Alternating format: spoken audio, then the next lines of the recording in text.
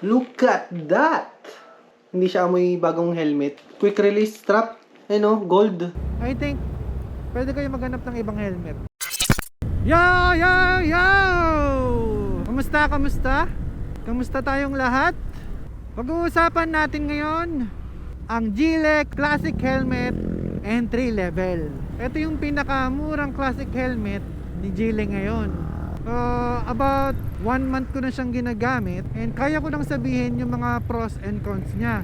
Kaya na din natin pag-usapan yung kanyang mga advantage at disadvantage. At sa last part ng video na to, i-recommend ko sa inyo kung ito ba ay worth it na bilhin. Okay? Sasabihin ko sa inyo kung ito ba ay magandang bilhin. Medyo traffic ngayon kaya napag-isipan ko na makapagkwentuhan muna sa inyo, no? Para ako ay malibang ng konti.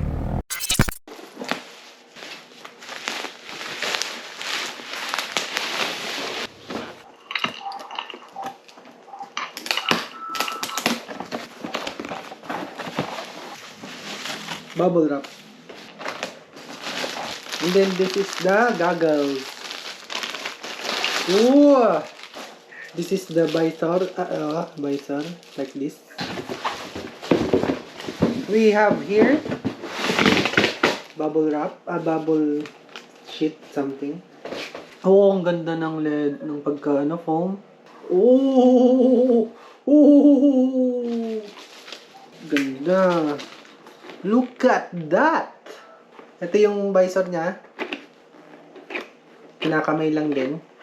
Then may mga button siya, 3 para sa visor. And then the Gillette sa likod. And ito yung sa kanyang button strap para sa goggles. 1.45 to 1.5 kilograms ang kanyang timbang. And then may PS mark. And then DOT certified. ECE. Meron din siya. Ang ganda, gold.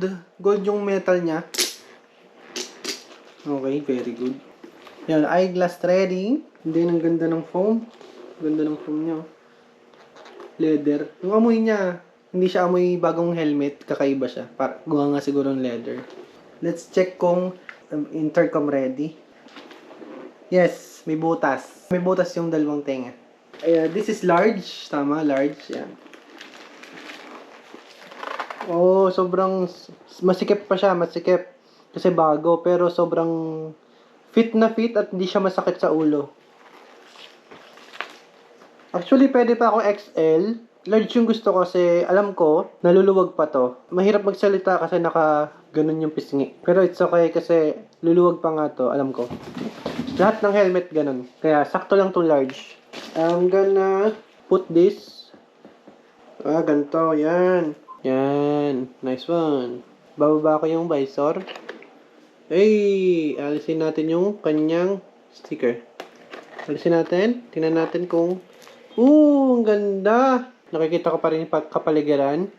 Hindi siya katulad ng ibang smoke visors. Goods na goods. Goods na goods, promise. Nalagay natin yung goggles. Ang ganda nung quick release strap. Gold. May pagka-gold. Try natin kung paano ilalagay ito. Tapos, itong strap ng goggles, may pagka-gold din. Ayan o. Nice one. Try na natin ikabit. Ito nga palang goggles na to is para sa kanya talaga.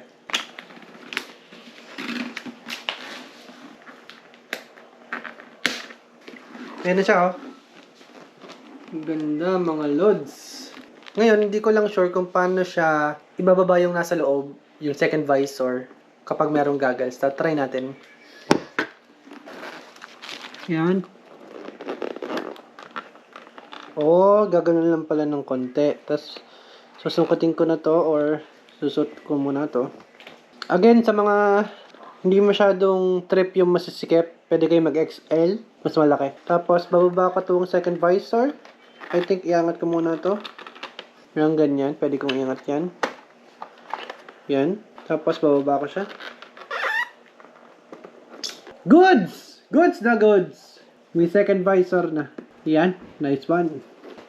Syempre, actually, yung paghuhubad ng goggles ay hindi ganun kabilis katulad ng mga normal Siyempre, goggles nga siya eh. Classic. Hindi naman magagasgas to. Kasi merong protection dito na parang rubber or tela. Very nice talaga. Dream helmet ko to. Isa sa mga dream helmets ko. So, ang una natin pag-uusapan ay yung mga magagandang katangian nitong helmet na to. Disclaimer lang, guys. Hindi po tayo sponsored ng kahit anong shop or ni Gile. Hindi rin po ako sponsored ngayon ng kahit anong helmet brand. Open ako sa mga ganitong review. Open akong gumamit ng iba't ibang helmet ngayon. Ang una nga natin pag-uusapan ay yung kanyang mga magagandang katangian at mga advantage niya. Ang una na masasabi ko na maganda dito sa Gile, napakaganda ng foam niya. No, yung foam.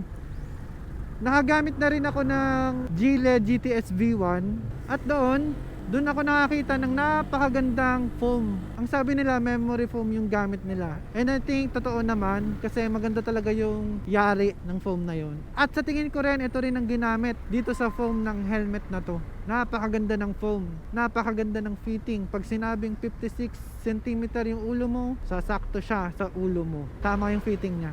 And then, wala akong nararamdaman sa kanya na mga matitigas. Lahat ay covered ng foam. Kasi meron akong helmet na ganun. Yung bandang bunbunan medyo matigas. Ramdam ko na yung styro. Kasi di ba ang helmet, bukod sa malambot na foam, merong styrofoam. Yun yung high density foam. Mas nakadikit sa shell bago yung itong malambot na foam. Traffic, no? Grabe. Ang isa pa sa napansin ko na maganda dito sa helmet na to ay napakagaan. Magaan ang helmet na suot natin ngayon. Hindi siya masakit sa leeg. Itong helmet na to ay nasuot ko na sa maraming long ride. Sa Quezon, sa Riyaya, mga 60 kilometers to 100 kilometers to 120 kilometers. Nasuot ko na siya at hindi po masakit sa leeg. And in terms of design naman, hindi ko naman pwede sabihin to na maganda kasi ang pagiging maganda ng helmet na to in terms of visual ay depende sa tumitingin, no? Kung hindi ka naman fan ng ganitong klaseng helmet, yung classic, hindi ka magagandahan dito. Kung hindi ka fan ng black, monocolors, hindi ka rin magagandahan dito. So ang design para sa akin in terms of sa visual, okay, kung ano itsura is subjective. Kaya hindi ko siya bibigyan ng review. Pero sa akin maganda siya, promise. Kaya binili ko siya kasi classic na classic talaga, no? Yun yung mga magagandang katangian ng helmet na to.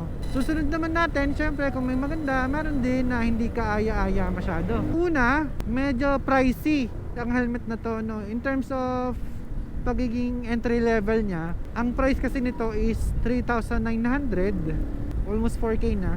And then wala kasi siyang outer visor, no? So bibili ka pa na worth 1,200 na goggles. Kasi pag ganitong classic, most of the time naka-goggles. Additional expenses nyo yun. So papatak siya ng about 5,000 plus. 5,300, 5,400, mga ganun. Pero nagkataon lang, sa Shopee ko to binili. Nung mga panahon na yon, merong big discount si Shopee. As in big, kasi worth 1,000 pesos yung nakuha kong discount. So binili ko to, worth 3,900 na helmet plus 1,200 na goggles. About 4,000 lang, no? Imbis na 5,000 plus, naging 4,000 plus. So mura na, 'di ba? Pero kung walang discount, pricey talaga, pricey.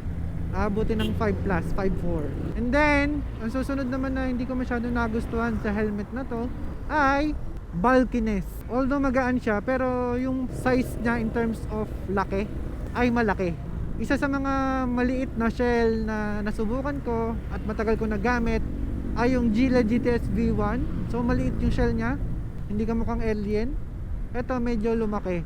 Kumbaga pagpayat ka, mukha kang alien dito.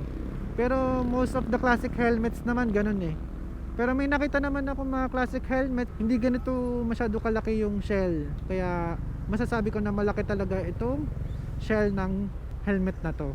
Isa pa sa mga hindi ko masyado nagustuhan at sa tingin ko, ito yung pinakaayaw ko sa helmet na to, no? At ito rin yung pinakaayaw ko sa mga helmet in general ay yung wind noise. Yung ingay ng hangin na pumapasok dito sa loob ng helmet. Kasi nakagamit na nga ako ng hindi maingay na helmet, which is yung Gile GTS V1. And then mura pa yon, no? 335, 37. Kukunti talaga yung ano nun, yung wind noise nun. Hangang-hanga ako sa helmet na yon. Pero itong Gile Classic helmet na to, pagdating mo, eksaktong ito, tulad nito, naka 40 kilometers per hour ako, wala pa siyang wind noise. Wala pang ingay. Pero pag pumunta ka na ng 60, grabe. Kahit meron kang balaklava, papasukin ng hangin yung tenga mo. Talagang may hangin, wind noise. Baka sabihin nyo, mura naman yung helmet, maghahanap ka ng walang wind noise. Hindi nga po. Nakasubok na nga ako ng below 4,000 na helmet, which is yung Gila GTS V1, na almost walang wind noise. Okay? Kung meron man, baka sa 100 kilometers per hour na yun. Dito meron po. Pagdating mo ng 60 kilometers per hour, which is I think yun yung average na speed ko sa mga city driving tulad nito, meron po talagang wind noise. Sinubukan ko ng takpan yung tenga ko ng balaklava, kung ano man, napasok pa rin, malakas pa rin talaga. Hindi po siya sa visor pumapasok taklob naman yung goggles pumapasok siya sa foam, sa ilalim, sa bandang ilalim ng tenga. Kasi pag tinatakpan ko yung ilalim ng tenga ko sa may jawline ko, nawawala yung hangin, nawawala yung tunog ng hangin o yung wind noise. So dito siya pumapasok. Yan, kung kita nyo ako sa camera, dito siya pumapasok. Hindi siya sa chin, pero tingin ko may hangin din na pumapasok sa chin, pero mas malakas yung hangin na pumapasok bandang jawline ko. I think yun lang ang disadvantage at hindi ko masyado nagustuhan sa Gile Classic helmet na to. So kayo ba? Kayo naman na hindi masyadong particular doon sa wind noise, makakapag-earplug kayo kasi yun ang solusyon earplug. Tsaka meron tinatawag na helmet skirt. Yung helmet skirt, yun yung pinapasok sa foam, sa ilalim ng foam, dito sa may base ng helmet. Pero ako tatry ko pa rin na magkaroon ng wind visor dito. Yung mga ganyang kataas. Lalagyan ko siya noon para na ma-deflect yung hangin at hindi masyadong dumirekta sa akin. So sa tingin ko, kung gagawin ko yon, mababawasan yung wind noise na papasok sa akin. So in terms of recommendation, kung may classic kayo na motor tulad nito, may re-recommend ko sa inyo to. Kasi in terms of itsura, gaan, yung ganda ng foam, yung ganda ng fitting niya, i-recommend ko talaga siya. Pero kung particular kayo sa wind noise at ayaw nyo na nag-earplug o ayaw nyo na nagbabalaklava, hindi applicable sa inyo yung visor dito, yung sinasabi ko, windshield nga, yun pala tawag doon, windshield. Kung hindi applicable sa inyo yun, I think pwede kayo maghanap ng ibang helmet. Mag-honest lang tayo. So kayo ba? Anong tingin nyo sa helmet na to? Worth it ba? Sa mga nakakagamit ng helmet na to? Sa mga rider na may ganitong helmet, anong nararanasan nyo? Anong mga napansin nyo nung matagal nyo nang nagagamit tong helmet na to? At if ever meron kayong gustong i-review na helmet, i-comment nyo lang dyan sa baba at i-re-review natin, bibilin natin para sa inyo. Okay? Para ma-analyze natin, ma-review natin at may recommend ko kung ano ba dapat ang bilhin. Sana may natutunan kayo. Yun lang muna sa ngayon. Again, this is JZ Vlogs. See you sa next video. Atin yan